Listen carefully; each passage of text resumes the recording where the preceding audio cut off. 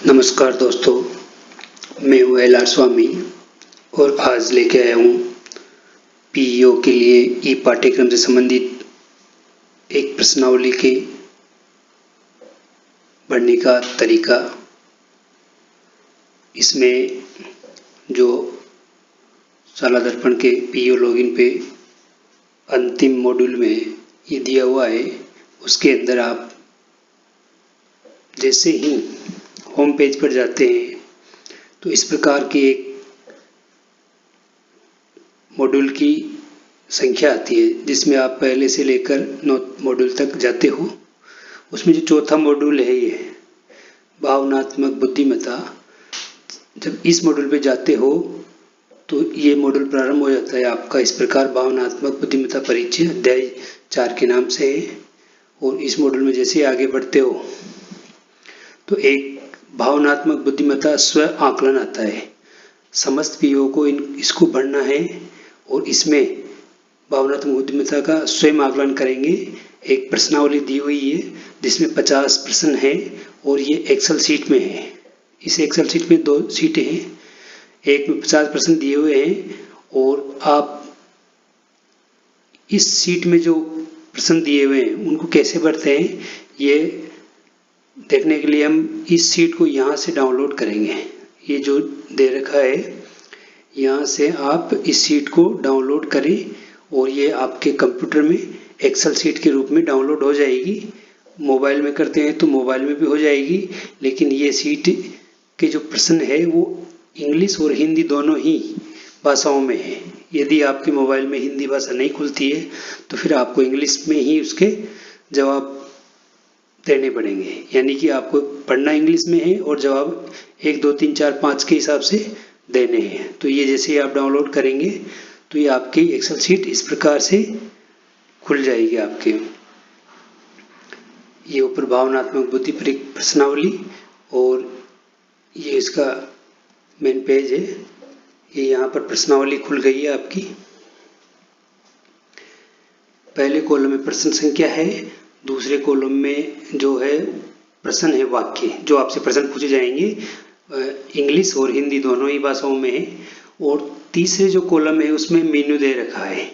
ये कह रहा है कि उस प्रश्न से संबंधित आपको अगर बिल्कुल वो प्रश्न बिल्कुल नहीं, आप उसको नकारते हो तो 1 दे, यदि कम नकारते हो तो 2 दे, और अगर मध्य में हो 50% आधा आधा तो आप 3 नंबर दीजिए, और 50 से ज़्यादा हो लगभग आप उसको मानते हो कि हाँ तो 4 दीजिए, और आप 100% उसको सही मानते हैं तो 5 दीजिए।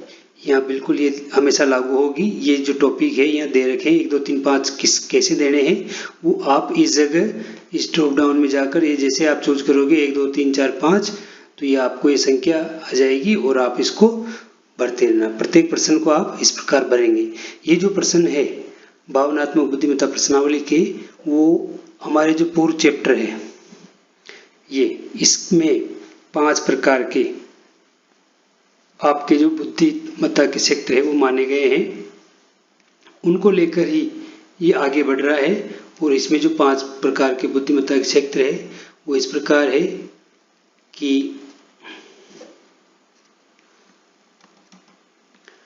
ये भावनात्मक बुद्धिमत्ता के स्व आकलन का क्षेत्र है, ये इस प्रकार है। जैसे पहला प्रश्न है, जैसे कि जैसे ही मुझे गुस्सा आने लगता है मुझे तुरंत एहसास हो जाता है, तो ये सेल्फ अवेयरनेस का प्रश्न है, आत्म जागरूकता का।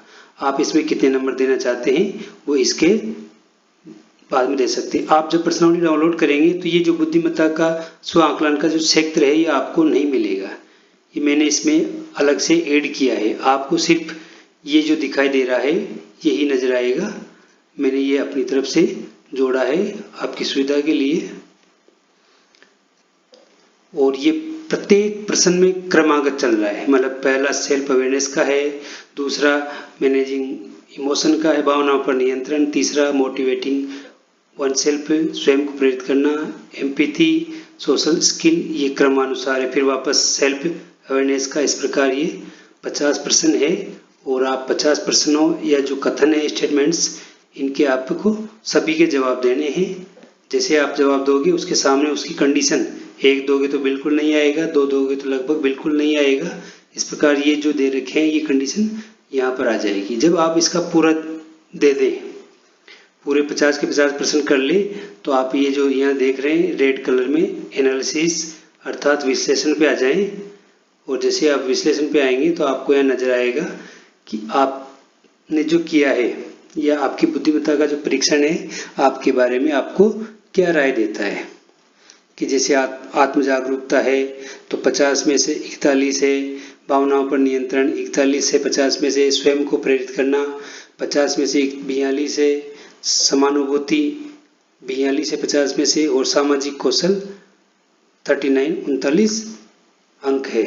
तो यहाँ पर दे रखा है कि यदि आपके 10 से 17 तक अंक आते हैं, इसका मतलब है कि इसके विकास को अपनी प्राथमिकताएं बनाएं। इस सेक्टर में आप अपना डेवलपमेंट कीजिए, आप इस सेक्टर में कमजोर हैं।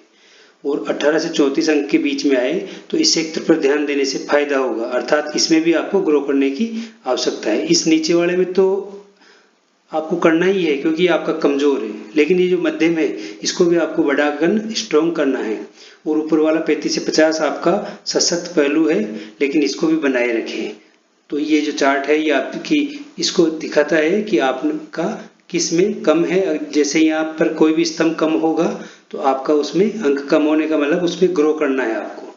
तो ये जो प्रश्नावली है आपको भर के देखना है, और इसमें ये देखकर आप जान सकते हैं कि आपको किस क्षेत्र में वीकनेस महसूस होती है। उस क्षेत्र को आप बढ़ा सकते हो और अपने जो पीओ क्षेत्र है उसमें उसका प्रयोग कर सकते हो।